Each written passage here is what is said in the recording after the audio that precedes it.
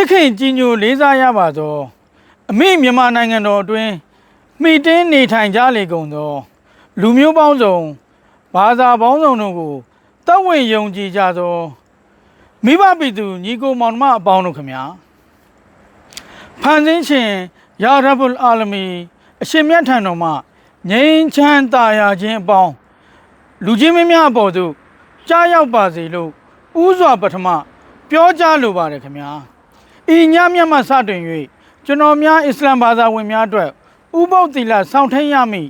လမ်းမြတ်မင်္ဂလာတော်တို့ကြားရောက်လာပြီဖြစ်ပါသောကြောင့်ဤလမ်းမြတ်အချိန်ခါသမယမှာမြမပြည်သူပြည်သားများအားလုံးကိုယ်စိတ်နှလုံးသုံးပါးစလုံးကျမ်းမာချမ်းသာကြပါစေကြောင်းကျွန်တော်များရှားလီကာသရီတရိကချန်နယ်မိသားစုမှဆုတောင်းမြတ်တာပို့တာအပ်ပါတယ်ခင်ဗျာအာမင်အစ္စလာမုအလိုင်ကွမ်ဝရဟ်မတုလ္လာဟီဝဘရကာတူဟူ